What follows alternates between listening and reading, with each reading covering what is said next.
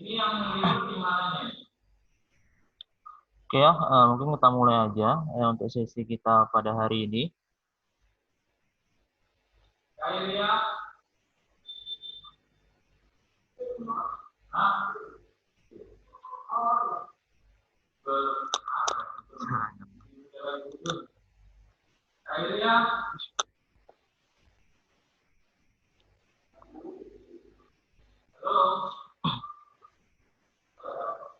Oke, pada hari ini kita akan lanjutkan pembahasan kita ya untuk mata kuliah sistem waktu nyata ya atau real time system. Nah, nanti hasil dari pertemuan kita hari ini sudah saya rekam, nanti saya bagi di media classroom dan juga materi dalam bentuk filenya. Jadi nanti ini kan nggak semua saya lihat yang sudah ikut ke dalam room kita ya atau dalam sesi Zoom ini. Ada tadi beberapa yang sudah menghubungi saya dikarenakan misalnya ada kendala ataupun misalnya ada sesuatu yang sedang di kegiatan lainnya. Nah, tidak masalah, nanti mungkin yang tidak ikut di sesi ini bisa melihat recordnya atau rekaman ini dan juga materi yang nanti akan saya share di classroom. Oke, di pertemuan yang minggu lalu ya, di bahan yang sudah saya share di classroom ya, dan juga ada share video juga ya. Kemarin sudah dijelaskan sedikit tentang apa itu sistem waktu nyata, kemudian beberapa contoh ya, karakteristik, kemudian jenis-jenisnya. Nah, pada hari ini kita akan membahas tentang sebentar.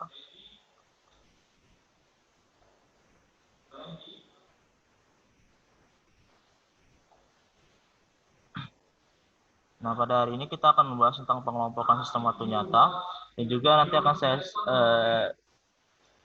berikan beberapa contoh ya. Contoh dalam bentuk aplikasi sederhana, penerapan sistem waktu nyata atau contoh sistem waktu nyata dalam bentuk website ya. Jadi nanti akan kita perlihatkan. Nah, ini saya izin untuk share screen terlebih dahulu ya supaya kalian bisa melihat materi ya ataupun slide ya untuk materi sistem waktu nyata pada pertemuan kali ini.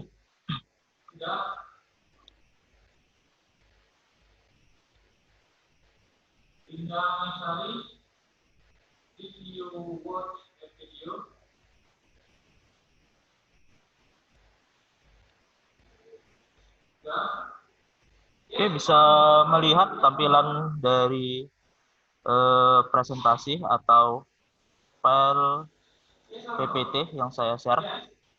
Bisa melihat? Bisa Pak, bisa Pak. Ya.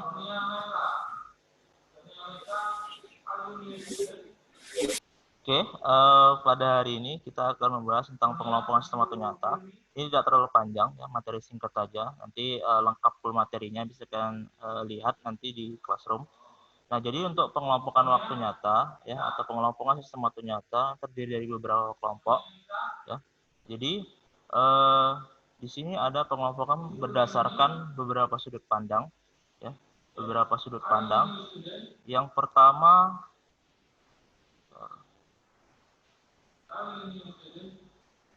saya full screen aja biar lebih jelas.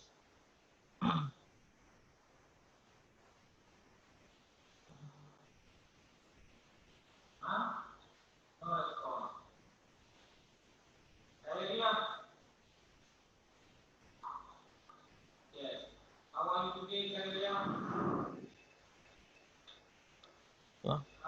Pengelompokan berdasarkan beberapa sudut pandang. Yang pertama itu ada namanya aplikasi BAT. Ya, aplikasi BAT ini adalah aplikasi yang dijalankan dengan sistem DOS. Jadi kalau sistem Windows pada zaman yang awal-awal dulu itu dianya berbasis DOS, ya. Sehingga itu adalah pengelompokan berdasarkan yang pertama. Kemudian yang kedua ada namanya aplikasi transaksi. Ya, aplikasi transaksi ini contohnya adalah ATM. Ya, jadi salah satu pengelompokan dari sistem waktu nyata berdasarkan sudut pandang yang kedua adalah aplikasi transaksi atau biasa juga kita kenal dengan aplikasi seperti ATM dan lain sebagainya. Ya, itu adalah dua pengelompokan pertama. Ya. Ya, jadi yang pertama adalah aplikasi BAT, ya, aplikasi BAT atau aplikasi yang dijalankan dengan sistem DOS. Kemudian yang kedua adalah aplikasi transaksi, ya, yang contohnya penerapannya adalah mesin ATM.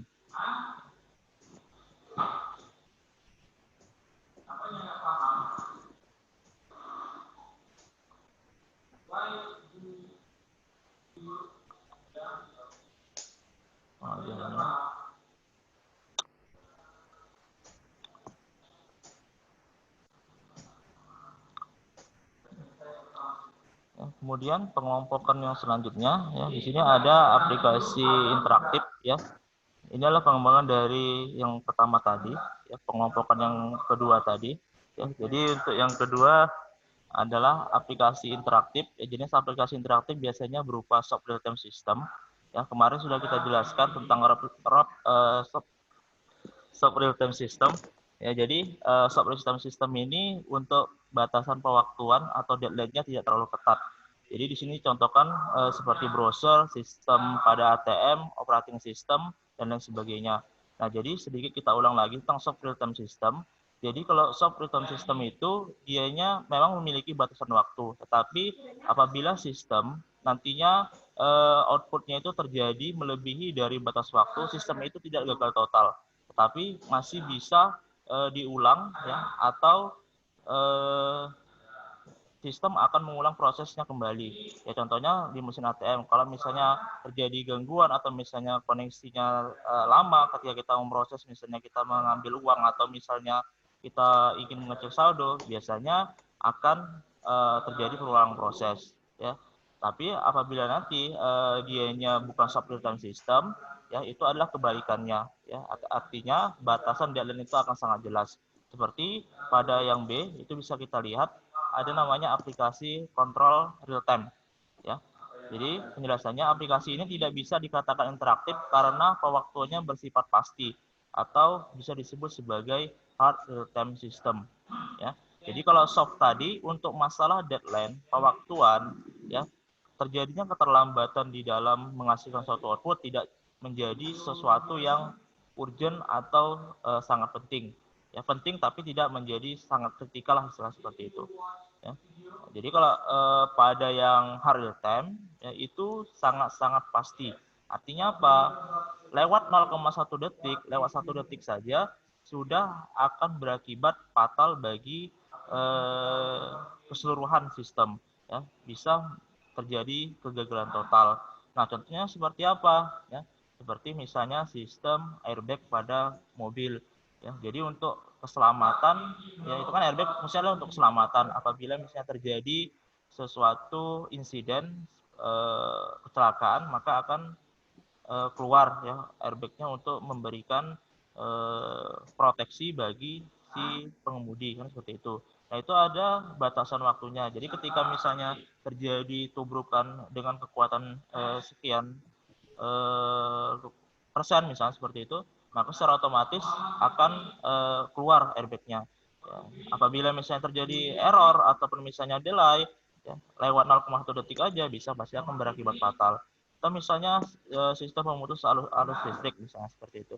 Nah, jadi kalau misalnya terjadi kelebihan tegangan atau misalnya beban yang terlalu berlebih, ya, apabila misalnya sistem tidak segera, ya, meng-cut atau mematikan arus, maka akan terjadi misalnya kebakaran, ya. Seperti mungkin yang kemarin terjadi di STMIC, ya, di minggu pertama, ya, ada beban berlebih, kemudian karena beban, ya, sistemnya pada gardunya meledak seperti itu, ya. Kalau misalnya kita pasang suatu alat untuk mengantisipasinya bisa aja, ya, dengan menerapkan yang namanya hard real time system ini. Ya. Jadi itu untuk pengelompokannya. Next. Ya, jadi sedikit kita lihat, ya. Jadi dari segi pengelompokannya dibagi juga menjadi dua. Ada sistem hard real time system, kemudian sub real time system seperti yang sudah saya jelaskan di sebelumnya. Ya.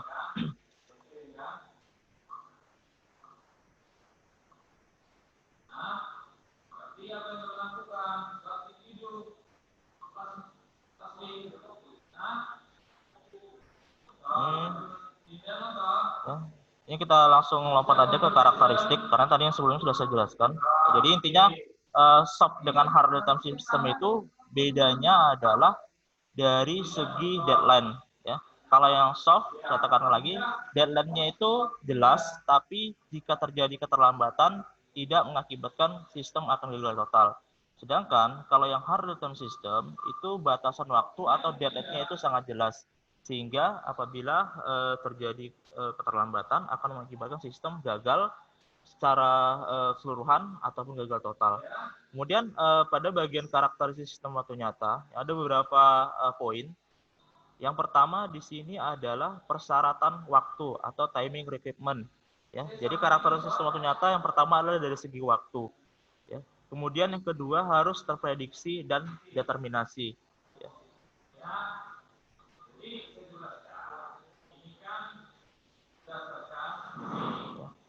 Kemudian yang ketiga ada namanya waktu respon. Jadi waktu respon ini berkaitan dengan ketika terjadinya suatu input sampai terjadinya suatu output. Jadi waktu respon itu bagaimana, ya ketepatan responnya dan lain sebagainya.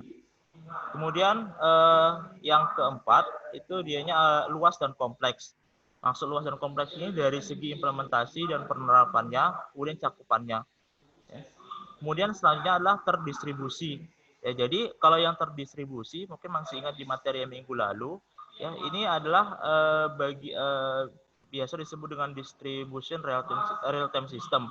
Biasa ini diimplementasikan ke sistem kontrol di industri. Jadi sistem kontrol industri biasanya terdistribusi. Artinya apa? Dengan banyaknya alat, ya banyaknya alat, tetapi hanya satu sistem kontrol saja. Ya, jadi untuk mengontrolnya itu hanya pada satu sistem aja. Ya, banyak perangkat, banyak output, sistem kontrolnya itu hanya satu. Ya, seperti itu. Ya, atau sistem terdistribusi ini kalau dalam implementasi sistem komputer, banyak komputer yang saling terhubung ya untuk dianya dapat memproses suatu pemrosesan. Jadi untuk memproses suatu proses itu dibutuhkan banyak komputer yang saling terhubung, seperti itu sistem terdistribusi.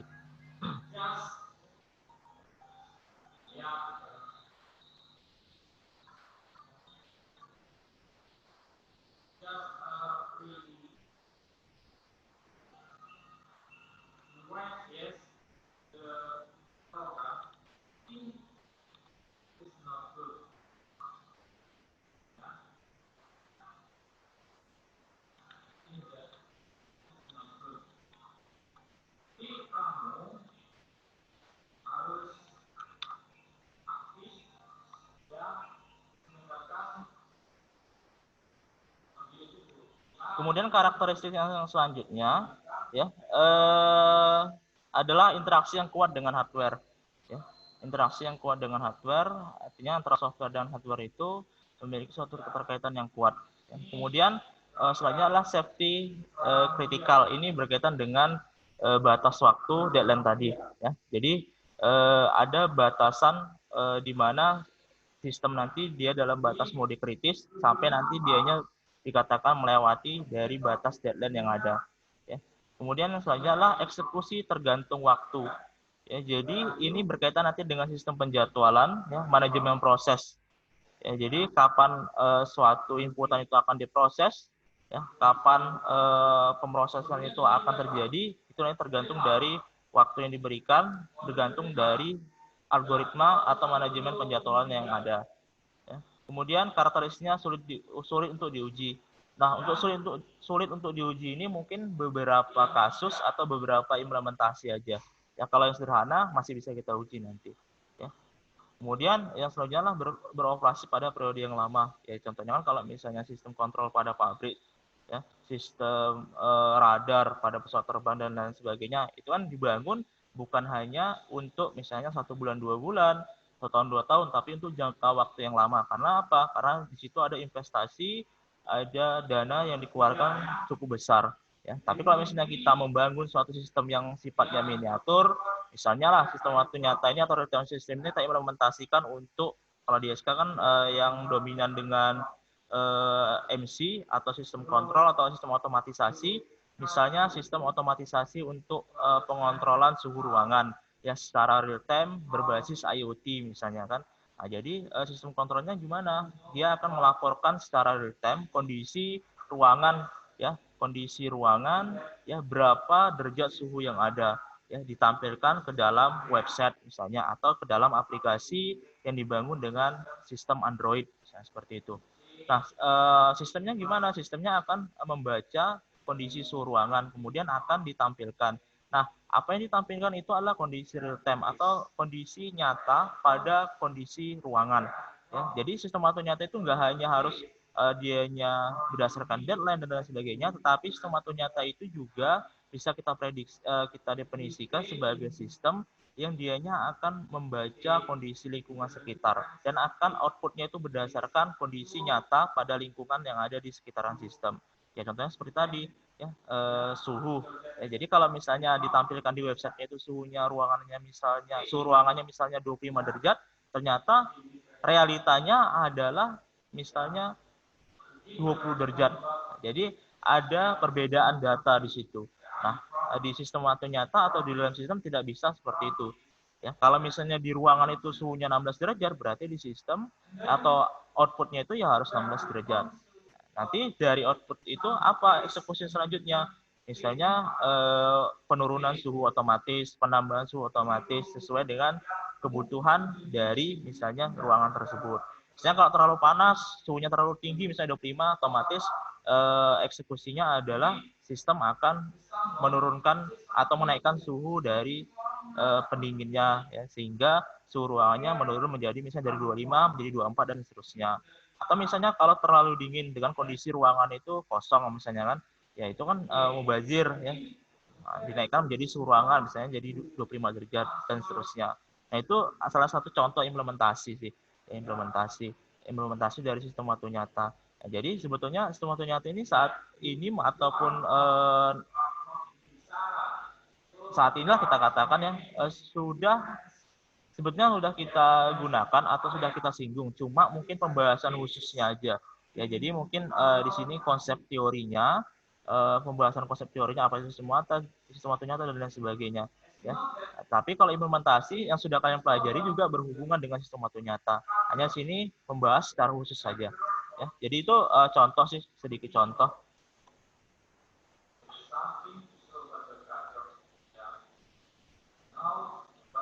Ntar saya mau menunjukkan satu contoh. Ini contoh aja. Ntar ya, saya stop dulu share-nya. Ini ada 12 orang ya. 12 orang. Tadi ada yang ngechat saya di WA, katanya bermasalah di jaringan ya.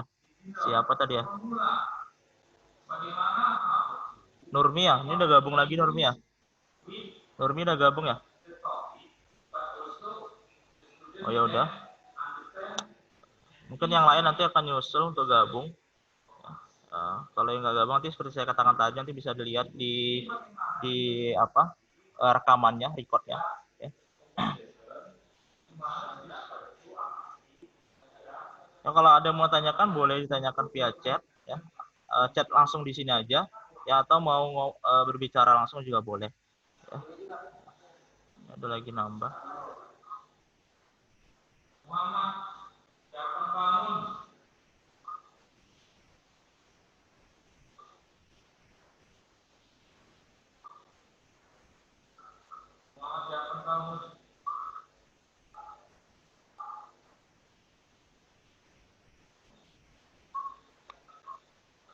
Oke, bisa lihat tampilan dari layar saya? Bisa lihat? Bisa, Pak.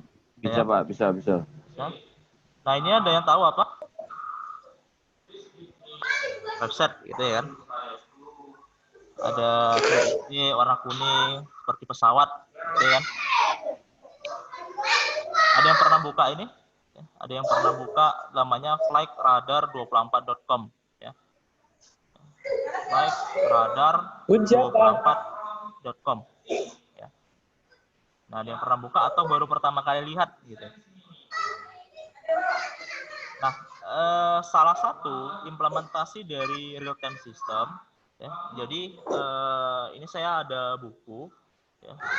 Ini bisa kalian lihat, ini ada buku judulnya Sistem Waktu Nyata Ya, ini karangan dari Bambang Sridadi.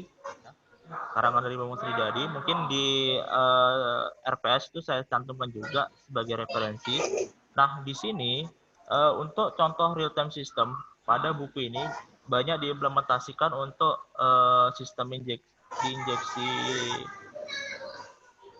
mobil atau kendaraan bermotor, dan implementasi lainnya adalah untuk sistem simulasi pesawat terbang dan sistem radar ya untuk memantau kondisi traffic dari yang namanya pesawat ya atau kendaraan udara lainnya.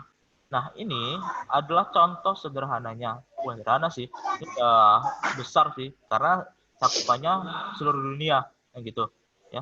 Jadi ini bisa dikatakan miniatur atau replika dari sistem radar yang ada di ATC atau Air Traffic Control pada bandara.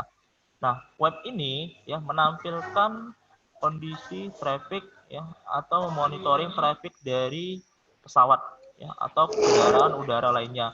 Ya, kenapa ini bisa? Karena di pesawat itu ada memancarkan satu frekuensi tertentu ya dengan besar frekuensi tertentu. Masalah sekitar 2000-an atau berapa gitu saya lupa pastinya. Nah, ini ada suatu perangkat, banyak perangkat penangkap sinyalnya. Jadi alat penangkap sinyalnya itu bisa menangkap atau mendengarkan frekuensi dengan rentang antara 2000 sampai 4000. Nah, jadi pesawat tadi frekuensinya adalah sekitar 2000-an, sedangkan alatnya itu bisa mendengarkan frekuensi sekitaran 2000 sampai 4000. Nah, nanti diolah datanya, kemudian ditampilkan dalam bentuk website. Nah, jadi yang kalian lihat ini ada titik-titik kuning adalah pesawat. Ya, pesawat yang sedang terbang. Jadi kalian di sini bisa melihat dari simulasi ini bisa melihat kondisi ketika misalnya pesawat itu posisinya di mana. Ya. Pak, izin Pak sebentar Pak. Tolong Ya. di mute dulu yang lainnya. Gak kedengaran. Bentar ya. Siapa yang ikut nih? Bentar.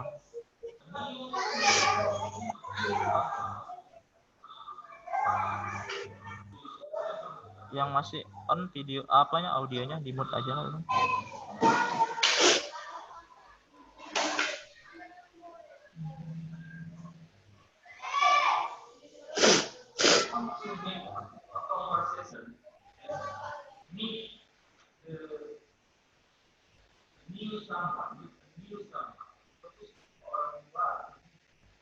Oke, udah aman ya? Sudah Pak, sudah. Ya.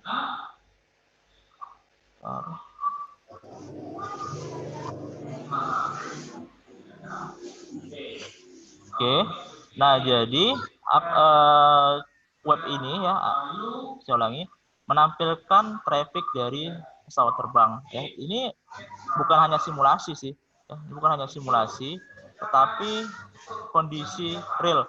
Ya, jadi nanti error. Jadi dari aplikasi ini kalau misalnya nanti kalian klik, saya back dulu. Trial ternyata.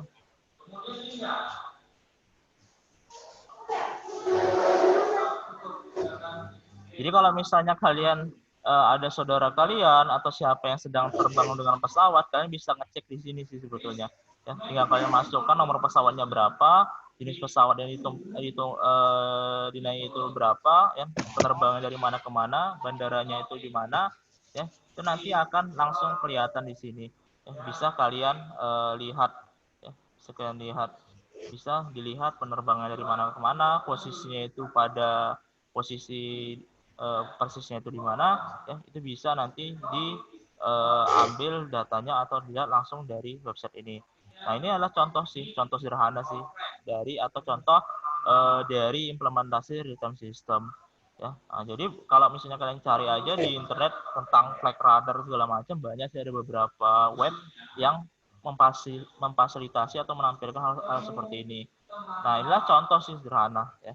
Jadi kalau sistem aslinya itu ya pada ATC, ya fungsinya apa? Untuk mendeteksi, mengetahui di mana sih kondisi pesawat terbang itu berada. Nah, itu adalah implementasi yang besar, implementasi dalam skala besarnya. Nah, kalau implementasi skala kecilnya seperti apa yang sudah saya jelaskan tadi, ya misalnya alat untuk monitoring suhu ruangan dan lain sebagainya. Nah, itu adalah implementasi dari sistem waktu nyata lebih tepatnya. Nah, jadi intinya sih untuk pengelompokan dari sistem waktu nyata ya, itu tadi sebetulnya nggak jauh-jauh dari yang namanya hard real time system dan soft real time system ya.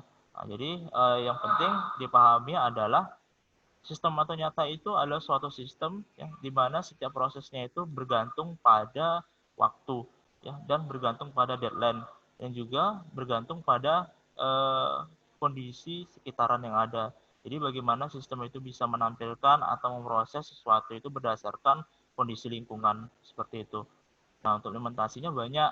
Contohnya tadi untuk radar, kemudian untuk di airbag, ATM, ya, kemudian pemutar video seperti saat inilah kita sedang melakukan conference atau meeting yang melalui aplikasi Zoom. Nah, kalau misalnya jaringan kalian itu bermasalah atau jaringan saya bermasalah, pasti kalian mendengarkan suara saya aja nggak jelas kan, seperti itu. Atau putus-putus, ya, nggak jelas suaranya dan lain sebagainya. Itu adalah kondisi ya, salah satu dari real time system.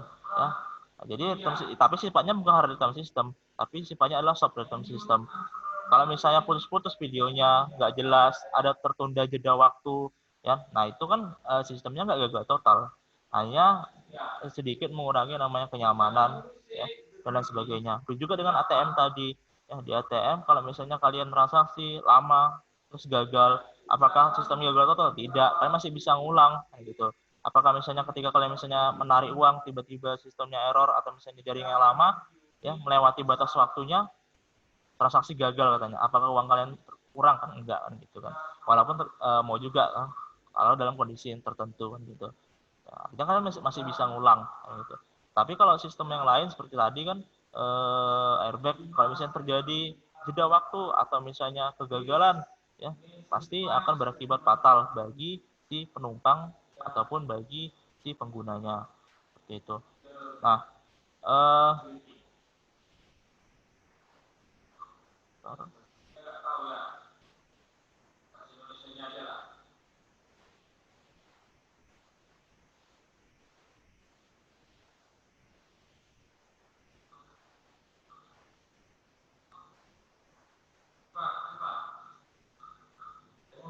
untuk absensi nanti akan saya kirim di grup WA aja. Nanti absensi saya kirim di grup WA. Nanti absensinya dalam bentuk Google Form seperti yang kemarin. Ya, nanti setelah dari Google Form baru nanti saya masukkan ke dalam yang namanya absen di sistem atau absen manual. Ya. Oke, ada yang mau tanyakan? Ya, kalau mau tanya boleh lewat chat juga boleh, langsung berbicara juga boleh. Ya.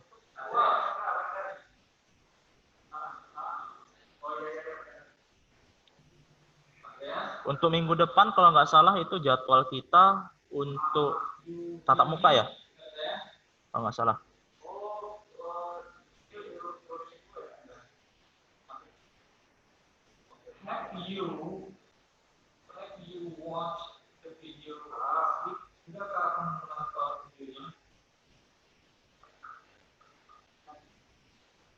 Kenapa? Ya.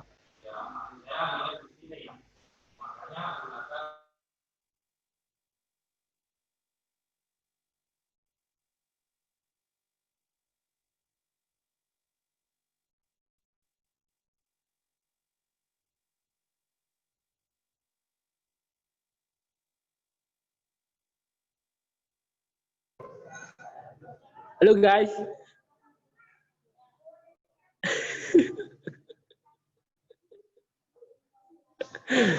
Udah sarapan guys? Sarapan dulu. Sarapan lagi. Mana, Mas? Di sekolah bang. Oh, di kampung. Iya di kampung.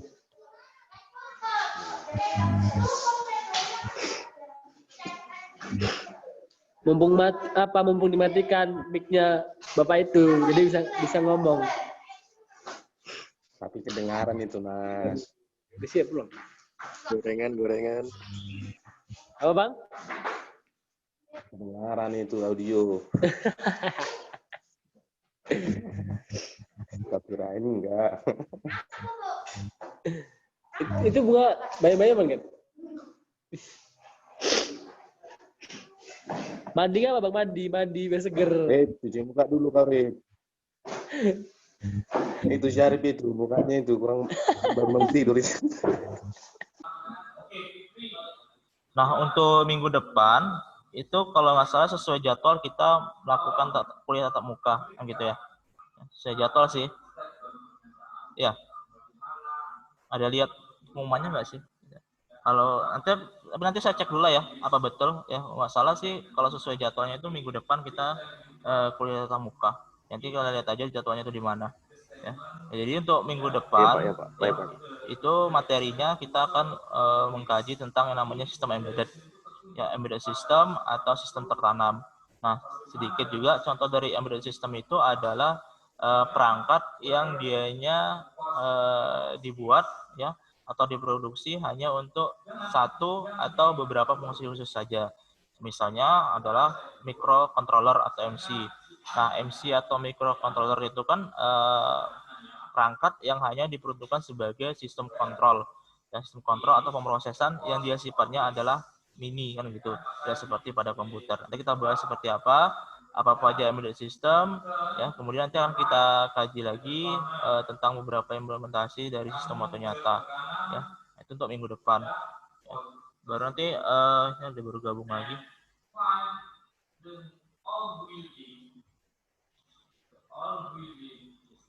Untuk kelas ini KRS sudah aman semua kan.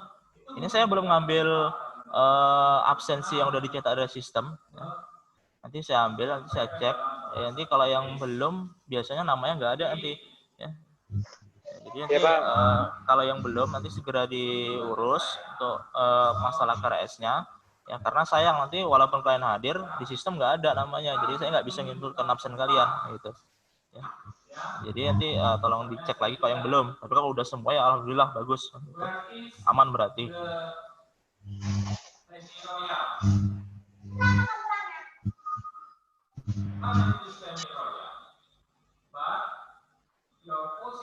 Posisi kamu itu di dalam ini ada yang nanya Diki Ramadhani ya, Ramadhani, Pak, jadwal penerbangan pesawat termasuk ke dalam sub real time system atau hard real time system? Kalau jadwalnya itu ke dalam sub real time system ya, karena kalau misalnya terjadi penundaan atau delay, dia sistem itu nggak akan gagal total, akibatnya itu nggak terlalu signifikan gitu ya. Ya, jadi sistem itu masih bisa diulang. Ya, kalau yang sistem penjadwalan pesawatnya ya, jadwal terbangnya segala macam ya, jadwal take off-nya ya, jadwal penumpangnya itu harus terbang, yaitu masuk ke sub real time system. Tetapi kalau yang sistem radarnya baru dia termasuk real time system.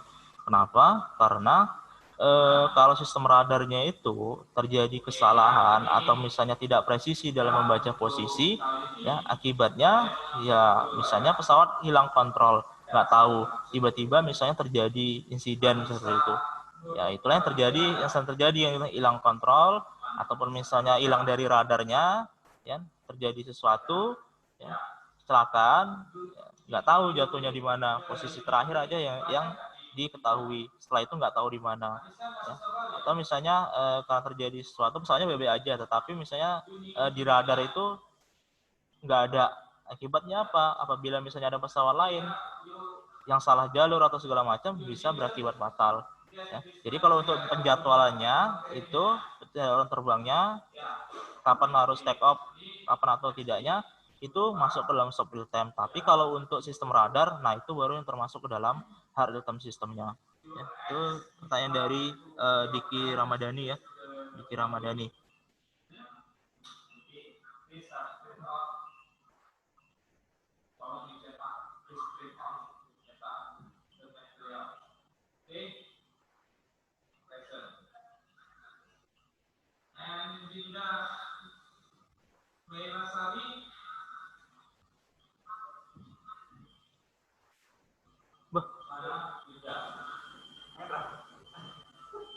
What do you think about English? Apa pendapat Anda tentang What do you think about English?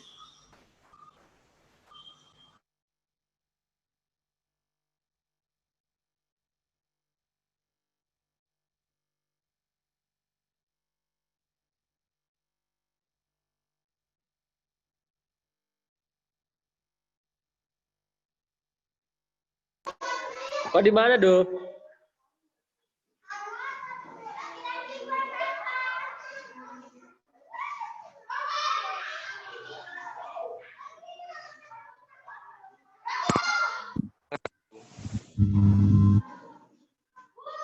Kok di mana?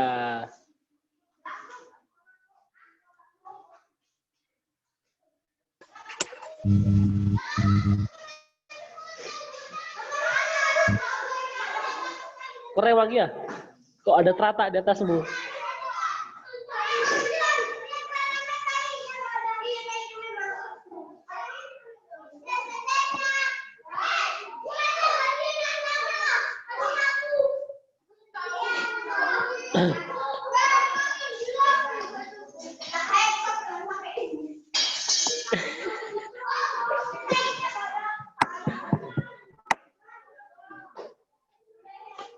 Ya mungkin itu aja kajian hari ini.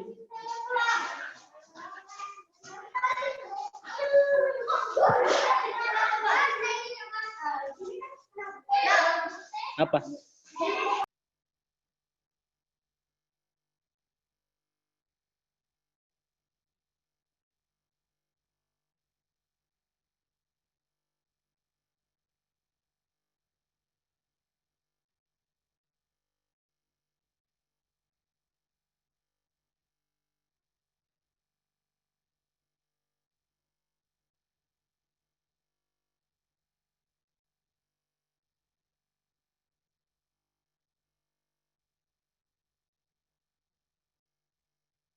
Tidur.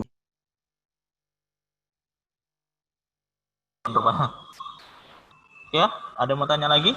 Ya. Kalau nggak ada, ya kita tutup sesi kita pada hari ini. Ya.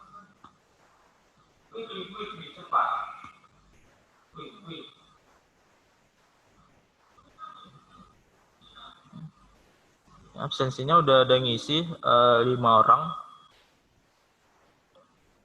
Ivan, Sidik, Husnul, Advis, sama siapa nih?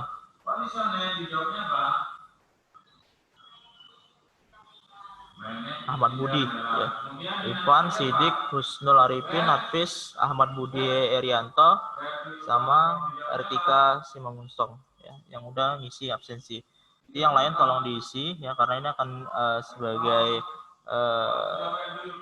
kalau kehadiran kalian. Ini kan kalau yang berdasarkan partisipasi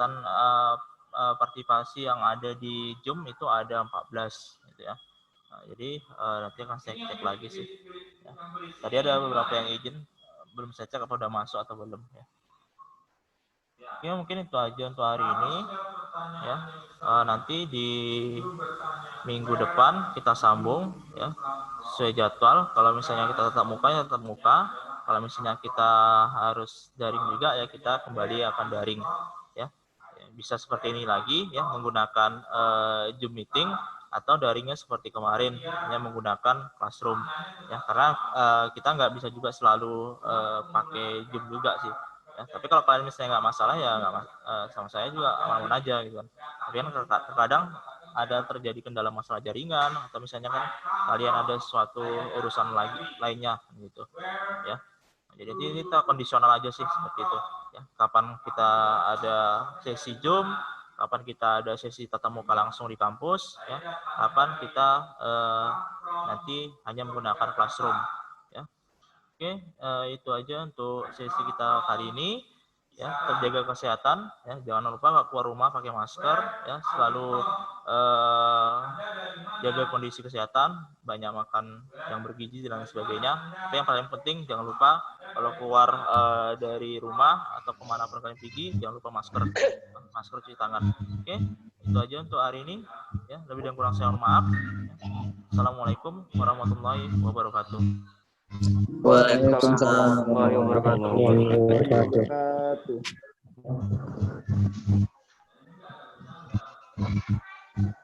wabarakatuh.